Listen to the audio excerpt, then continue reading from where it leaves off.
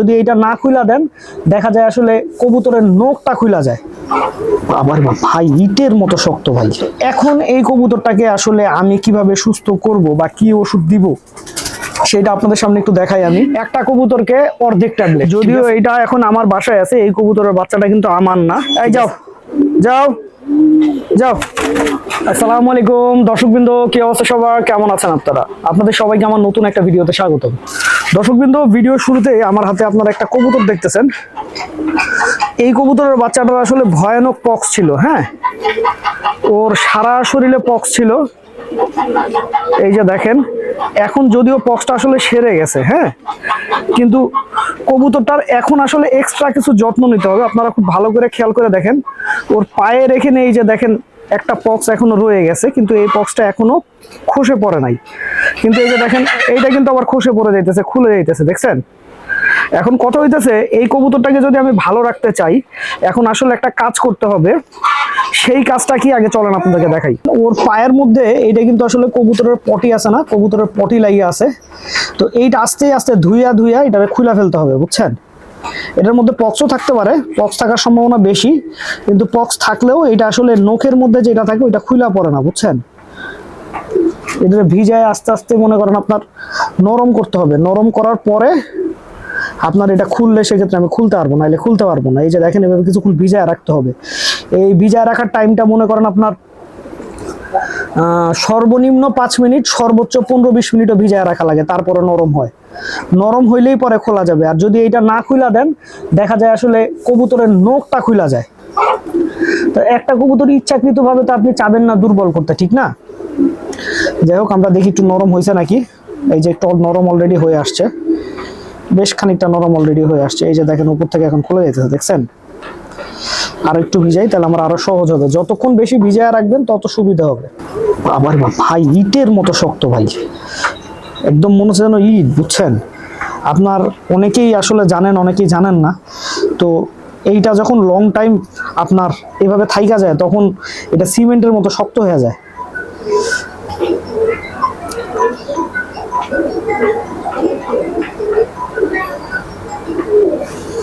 এই যে দেখছেন, একটা খুললাম, দেখেন এটার মধ্যে পক্সও ছিল না, এটা শুধুই কবুতরের গু, যেটা কবুতরের পায়ে আটকায় ছিল। এখন সবগুলো একটা একটা করে খুলে দিতে হবে। এটা ভাই খুবই গুরুত্বপূর্ণ বিষয়। যদি না খুলেন কবুতরের আলটিমেটলি নখ পড়ে যাবে, বুঝছেন? দর্শকবৃন্দ, আসলে অনেক লং টাইম প্রসেস ছিল। তো এই যে দেখেন, আমি কবুতরের পাগুলা ক্লিয়ার করে ফেলছি। হ্যাঁ, তো এখন যেটা করব, এখন ওকে হাফ ভেজাবো, ঠিক আছে?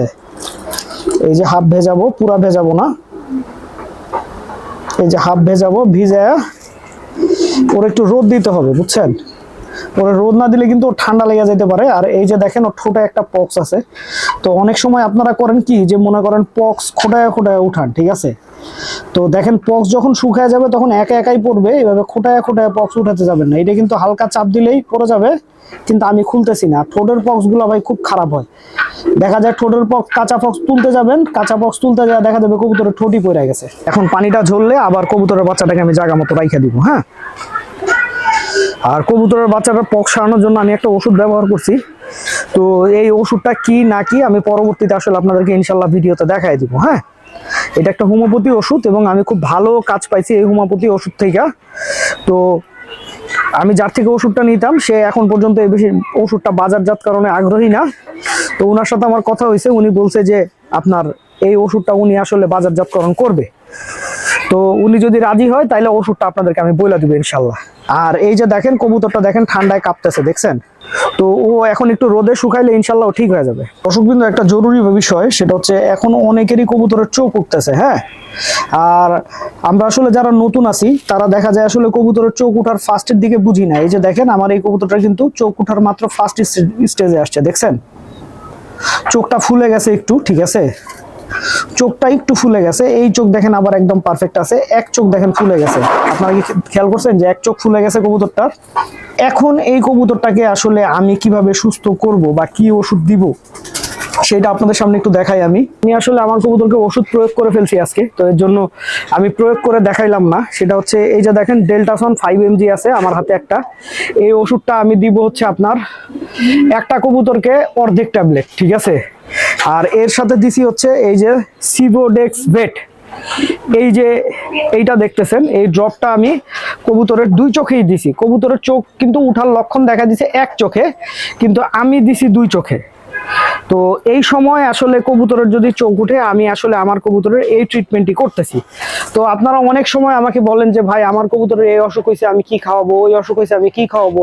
ভাই দেখেন, আপনাদের উদ্দেশ্যে বলি, আমি ডাক্তার না, আমার কোনো এখতিয়ার নাই আপনাদেরকে বলা যে আপনি কবুতরকে এই ওষুধ খাওয়ান, ওই ওষুধ খাওয়ান। আমি আমার কবুতরকে যা খাওয়াই সেইটা আসলে আপনাদেরকে দেখাই। তো আপনাদের সেটা জানতে মন চাইলে আপনারা ভিডিও দেখবেন। আপনারা ভিডিও দেখবেন না, শুধু আমাকে বারবার বলবেন এখন কি করব, এখন কি করব, এটা তো ভাই ঠিক না। এখন আপনাদেরকে আমার বাসার একটা কবুতরের বাচ্চা দেখাই। যদিও এইটা এখন আমার বাসায় আছে, এই কবুতরের বাচ্চাটা কিন্তু আমার না, ঠিক আছে। এটা আমার হচ্ছে আমার বন্ধু ডিউয়ের দেওয়া একটা কবুতরের বাচ্চা, আমাকে সুল্লি গলা কবুতরের বাচ্চা। এর আগেও আমার একটা সুল্লি গলা কবুতরের বাচ্চা, ওর এই জেনারেশনের একটা বাচ্চা কবুতর দিছিল, যেই কবুতরটা মাশাআল্লাহ আমি মনে করেন আপনার সব দিক পাল্লা দিছিলাম, এমনকি গেমে দিছিলাম, গেমেও আসছিল। তো এটা ওই লাইনেরই কবুতর, কিন্তু একটু মডিফাই করছে।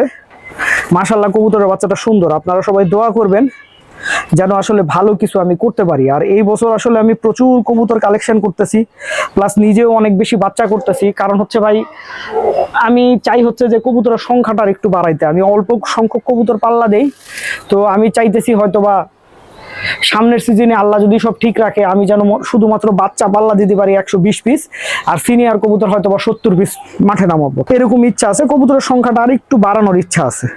তো এই কারণে আসলে এত বেশি আসলে কবুতর কালেকশন করতেছি আমি। আর এর মধ্যে আপনারা অনেকেই আমার এই কবুতরটার কথা আমাকে জিজ্ঞেস করছেন যে ভাই এটা কি কবুতর, এটা কি কাকজি কবুতর নাকি আপনার কি যেন সাদা বোম্বাই কবুতর।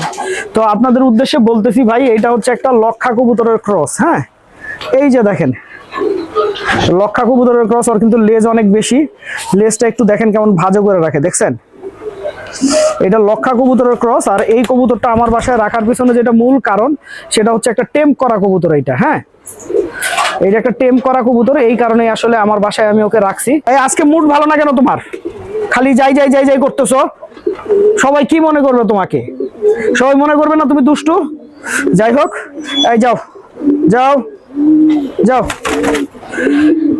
তো এইটা ভাই ফ্যান্সি একটা কবুতর, এটা শুধু শখে আমার বাসায় রাখা। আমি এই যে এইখানে যে নীল ট্যাগের যে বাচ্চাটা দেখতেছেন, এইটাও কিন্তু আমার বাসার বাচ্চা না। পাশে যে এই যে বাচ্চাটা, এইটাও আমার বাসার বাচ্চা না। তারপরে এই যে বাচ্চা দেখতেছেন, এইটাও আমার বাসার বাচ্চা না। তো এগুলো হচ্ছে মুকিত ভাইয়ের দেওয়া কবুতরের বাচ্চা। তো আমি আসলে যেটা চাইতেছি যে আমার কবুতর, তারপর এই যে টিয়া কালারের ট্যাগের যে বাচ্চাটা দেখতেছেন, এইটাও কিন্তু আমার বাসার বাচ্চা না। তো দর্শকবৃন্দ, ভিডিওটা আমি এখানেই শেষ করছি। আপনারা সবাই ভালো থাকবেন, 5 ওয়াক্ত নামাজ পড়বেন। আসসালামু আলাইকুম।